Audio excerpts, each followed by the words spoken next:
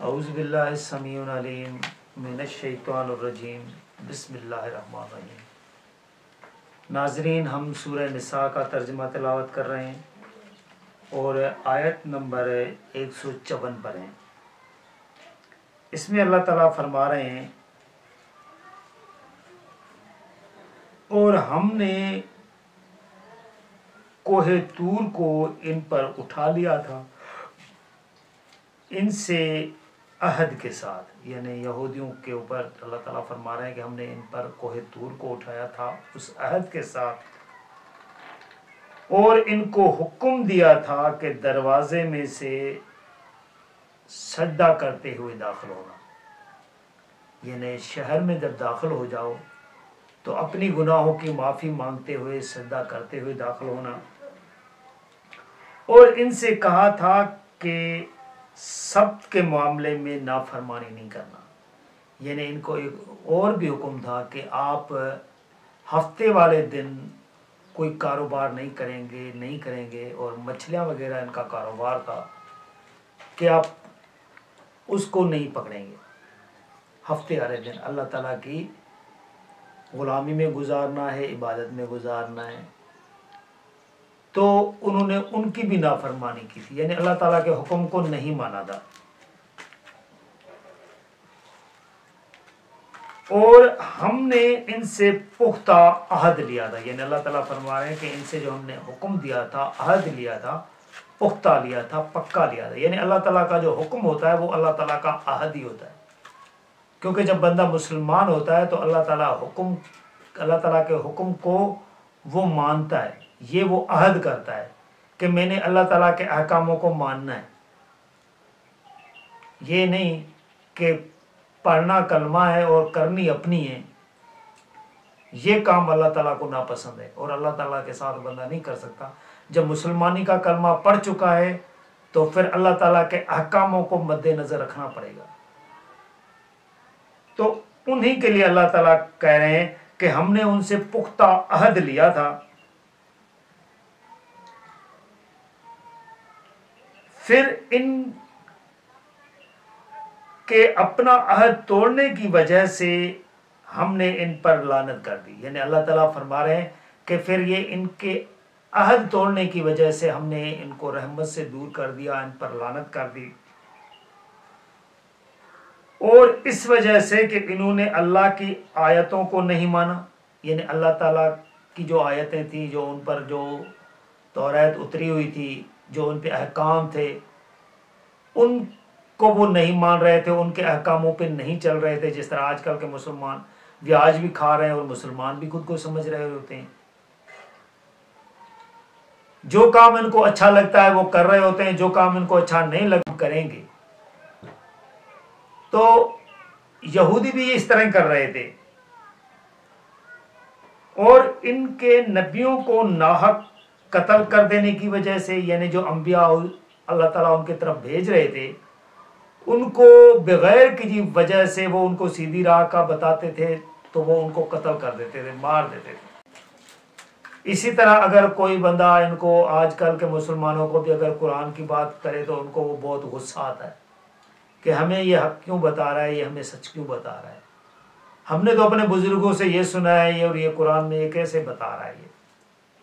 بھئی اگر آپ کے بڑوں نے آپ کو یہ باتیں نہیں بتائی تو اس میں ہمارا کوئی قصور نہیں ہے،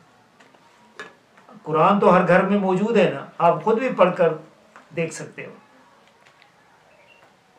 پھر یہ کہنا کہ بھئی ہمیں قرآن سمجھ نہیں آتا، بھئی آپ کو اپنی زبان بھی نہیں سمجھ آتی، ان کا ترجمہ بھی آپ کو نہیں سمجھ آتا،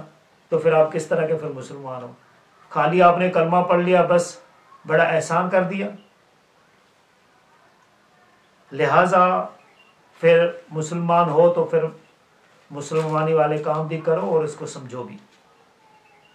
آگے اللہ تعالیٰ فرما رہے ہیں، اور اس وجہ سے کہ انہوں نے کہا کہ ہمارے دلوں پر تو غلاف ہیں، یعنی ہمارے دلوں پر پردہ چڑھا ہوا ہے، ہمیں کچھ سمجھ نہیں آتا، جس طرح آج کل کے مسلمان نامی گرامی نام والے یہی کہہ رہے ہوتے ہیں کہ بھئی ہمیں تو کچھ سمجھ نہیں آتا قرآن شریف کیا بتا رہا ہے، یا اگر کوئی عالم وغیرہ ہے تو وہ بالکل ڈائریکٹ کہہ دیتے ہیں کہ ہمارے دلوں پر تو غلاف ہے، آپ بریلویوں کے عالموں کو سنیں، وہ اسی طریقہ کہتے ہیں کہ ہمارے دلوں پر تو غلاف ہے، ہمیں تو کچھ نہیں سمجھ آتا، ہمیں اپنے بڑوں کی بات سمجھ میں آتی ہے، باقی ہمیں کوئی بات نہیں سمجھ میں آتی۔ جو خود ہی کہے کہ ہمارے دلوں پر غلاف ہے، تو اللہ تعالیٰ نے بھی یہی بات بتائی ہوئی ہے کہ یہودی جو لوگ تھے نا، ان کے عالم بھی یہی کہتے تھے ہمارے دلوں پر غلاف ہے۔ ابھی جن کے دلوں پر غلاف ہے تو ان کے دلوں کو بندہ کیسے سمجھا سکتا ہے؟ پھر اللہ تعالیٰ فرما رہے ہیں نہیں، بلکہ ان کے کفر کی پاداش میں اللہ نے ان کے دلوں پر مہر کر دی ہے۔ یعنی اللہ تعالیٰ فرما رہے ہیں کہ ان کے دلوں پر غلاف نہیں ہے، لیکن جو یہ انہوں نے کفر والے کام کیے ہوئے، انکار والے کام کیے ہوئے، تو ان کی وجہ سے اللہ تعالیٰ نے ان کے دلوں پر مہر لگا دی ہے کہ یہ بات نہیں سمجھیں گے۔ اسی لیے اب یہ کم ہی ایمان لائیں گے، یہ بہت تھوڑے لوگ ہوں گے جو صحیح طریقے پہ چلنے کی کوشش کریں گے، جو بات یہ سمجھ جائیں گے، ورنہ اکثر جو ہے نا یہ اسی طرح ہی رہیں گے، اللہ تعالیٰ فرما رہے ہیں۔ تو اسی طرح آج کل بھی نام نہاد مسلمانوں کا یہی کام ہے کہ اکثریت دیکھو کہ ادھر ادھر بھٹکی ہوئی ہے، نظر و نیاز میں پھنسی ہوئی ہے، میلادوں پہ پھنسی ہوئی ہے، کل چالیوں پہ پھنسی ہوئی ہے، عرسوں پہ پھنسی ہوئی ہے۔ آگے اللہ تعالیٰ فرما رہے ہیں اور ان کے کفر کی وجہ سے اور مریم پر بہتان عظیم لگانے کی وجہ سے، یعنی جو یہ انکار کر رہے ہیں اللہ تعالیٰ کی آیتوں کا، اللہ تعالیٰ کے حکموں کا، اس کی وجہ سے اللہ تعالیٰ نے ان کے دلوں پر مہر لگا دی، اور حضرت مریم علیہ السلام اللہ پر جو انہوں نے بہتان لگایا، اس بہتان کی وجہ سے اللہ تعالیٰ نے ان پر کفر کی جو ہے نا وہ مہر لگا دی، اور ان کے اس دعوے کی وجہ سے کہ ہم نے مسیح عیسیٰ ابن مریم اللہ کے رسول کو قتل کر دیا ہے، یعنی یہ اور اس بہتان کے ساتھ یہ کہتے تھے کہ ہم نے اللہ کے رسول کو قتل کر دیا ہے، مار دیا ہے اسے۔ تو انہوں نے کہنا یہ شروع کر دیا کہ دیکھیں ہم نے اللہ کے رسول کو مار دیا، ہمیں کچھ نہیں ہوا ہے۔ تو اللہ تعالیٰ نے فرمایا کہ انہوں نے ان کو نہیں مارا، حالانکہ انہوں نے نہ اس کو قتل کیا نہ اسے سلیب دی، یعنی نہ ان کو انہوں نے قتل کیا ہے، سلیب دی یعنی اس کو پھانسی لگایا، نہ اس کو پھانسی لگائی ہے۔ جب انہوں نے مارا ہی نہیں ہے، قتل ہی نہیں کیا، تو پھانسی کیسے لگا دیں گے؟ وہ تو کہتے تھے ہم نے ان کو قتل بھی کیا ہے، مارا بھی ہے، اور اس کو جو لٹکایا ہوا ہے وہ ہم نے لٹکایا ہے۔ تو اللہ تعالیٰ نے فرمایا نہ انہوں نے ان کو قتل کیا ہے، نہ ان کو سلیب دی ہے، پھانسی دی ہے، بلکہ معاملے کو شک میں ڈالا گیا ہے، یعنی ایسا معاملہ بنا دیا گیا کہ وہ شک میں پڑ گئے، شکی معاملہ ہو گیا کہ ہوا ہے تو ہوا کیا ہے۔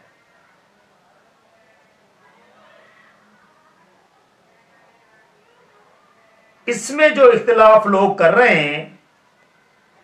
وہ اس معاملے میں شک میں پڑے ہوئے ہیں، ان کو اس کے متعلق کوئی علم نہیں، کہ یہ لوگ شک میں پڑے ہوئے ہیں اور ان کو کوئی علم نہیں ہے کہ معاملہ ہوا ہے تو کس طرح ہوا ہے، صرف وہ گمانوں کے پیچھے چل رہے ہیں، یعنی وہ کہانیوں کے پیچھے چل رہے ہیں، باتوں کے پیچھے چل رہے ہیں۔ انہوں نے ہرگز اس کو یعنی مسیح ابن مریم کو قتل نہیں کیا،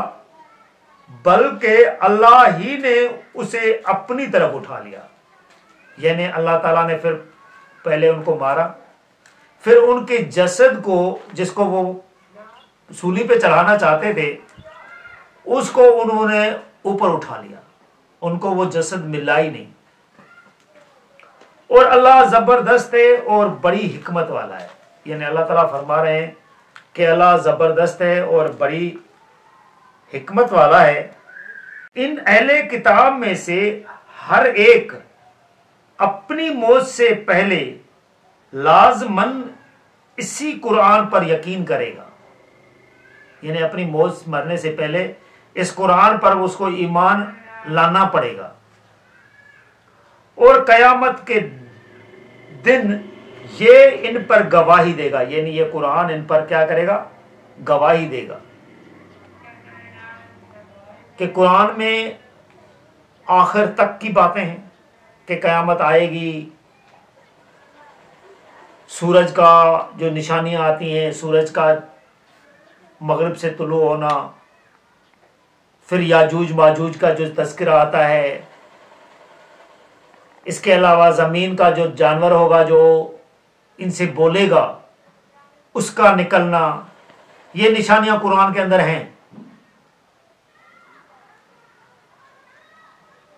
اور یہ نشانیاں اس طرح آہستہ آہستہ پوری ہوں گی. تو یہ چیزیں کافی ہیں کہ جو نا یہ اس کتاب پر ان کو یقین کرنا پڑے گا کہ یہ کتاب الہی ہے. لہذا ناظرین آگے اللہ تعالیٰ فرما رہے ہیں پھر ان یہودیوں کے ظلم ہی کی وجہ سے ہم نے ایسی پاکیزہ چیزیں بھی ان پر حرام کر دی تھی جو ان کے لیے حلال تھی، اور اس وجہ سے کہ یہ اللہ کی راہ سے بہت روکتے رہے ہیں، اور اس وجہ سے کہ سود لیتے رہے ہیں، حالانکہ انہیں اس سے روکا گیا تھا. اور یہ اس وجہ سے کہ یہ لوگوں کا مال باطل طریقے سے کھاتے رہے ہیں، اور یہ انہی کے منکرین ہیں جن کے لیے ہم نے دردناک عذاب تیار کر رکھا ہے. یعنی اللہ تعالیٰ یہاں فرما رہے ہیں کہ ہم نے ان یہودیوں پر یہ جو احکام ہم نے نازل کیے تھے تو وہ ان پر نہیں چل رہے تھے، تو اسی کی وجہ سے اللہ تعالیٰ نے ان پر جو کچھ چیزیں تھی، پاکیزہ چیزیں جو کھانے کے لیے پہلے حلال تھیں، اللہ تعالیٰ نے ان پر حرام قرار دیں. پھر یہ کہ اللہ تعالیٰ کے جو بات کر دے تو وہ ان کو اچھا نہیں لگتا تھا، وہ ان کو مار بھی دیتے تھے، روکتے تھے بندوں کو. یہی جس طرح آج کل پیر پرست کر رہے ہوتے ہیں کہ یہ پیروں کے وسیلے ہی سارا کام چلے گا. تو اللہ تعالیٰ فرما رہے ہیں کہ یہ اللہ تعالیٰ کی راہ سے لوگوں کو روکتے تھے، اور اس وجہ سے کہ یہ سود لیتے تھے. دیکھیں آج کل جو نام نہاد مسلمان ہیں وہ بھی سود پہ کتنا چل رہے ہوتے ہیں. ایک گورنمنٹ تو ویسے ہی ٹیکسوں پہ چل رہی ہے، سود پہ چل رہی ہے، لیکن جو لوگ لے رہے ہوتے ہیں سود وہ تو علیحدہ ہے. یہاں تو لوگ بھی لے رہے ہوتے ہیں سود. سود سے انہوں نے اپنی اپنی جائیدادیں بنائی ہوئی ہوتی ہیں، غریبوں کا پیسہ کھا رہے ہوتے ہیں، اور خود کو مسلمان بھی کہہ رہے ہیں، نیاز بھی کر رہے ہوتے ہیں، میلاد بھی منا رہے ہوتے ہیں، کل 40ویں بھی کر رہے ہوتے ہیں، عرسیں بھی کر رہے ہوتے ہیں، سود بھی کھا رہے ہیں جس پہ اللہ تعالیٰ نے منع کیا ہوا ہے. اور اس سود کے جو ذکر اللہ تعالیٰ نے کیا ہے کہ یہودیوں پہ اس کی وجہ سے لعنت کی گئی تھی، تو پھر آپ لوگ جو نام نہاد مسلمان ہو اس پر کون سی رحمت ہوگی؟ ان پر بھی یہی کام ہوگا. حالانکہ اللہ تعالیٰ فرما رہے ہیں کہ انہیں روکا گیا تھا کہ سود نہیں لینا ہے، اور یہ لوگوں کا باطل طریقے سے مال کھاتے رہے ہیں.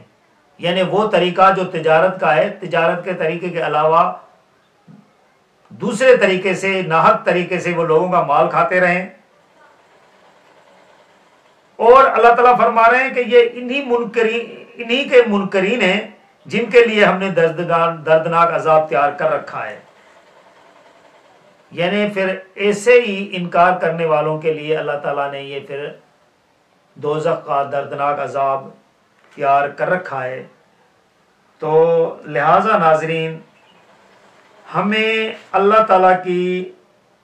آیات کو سمجھنا چاہیے، اور